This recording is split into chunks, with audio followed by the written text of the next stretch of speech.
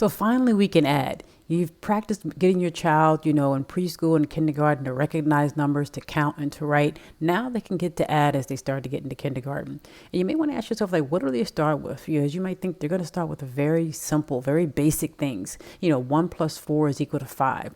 And a lot of times the sums or the numbers that the answers will be adding up to initially will be 5. Obviously they'll go beyond that very soon, but initially you're going to wonder about and kind of worry about how you add up things up to 5.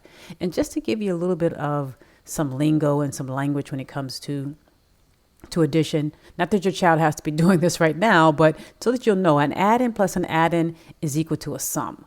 And so the sum is what you're looking for. That's the answer. So your child, like I said, doesn't necessarily have to know that in kindergarten, but they will hear that word quite a bit, sum. So sum is the answer that you're looking to find. And so in this situation here, 7 is an add-in and 4 is an add-in. And these are the numbers you add together to get the sum. And the sum in this case is going to be 11.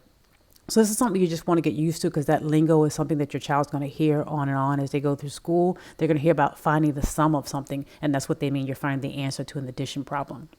And so then you may ask yourself, well, what types of things should I get to know? Like what numbers and what problems should I work on? And initially your child's going to find answers and be given problems where the answers are up to 5. And then eventually the sums are going to be up to 10. And so when you're thinking about this, you're wondering, what should I get my child to know? These are things you should really think about focusing on. And you may want to watch the next 2 or 3 videos I'm going to do to help show your child ways to get an understanding of what addition is and how they might find answers and how they might be able to know these things by heart. Practice makes a difference.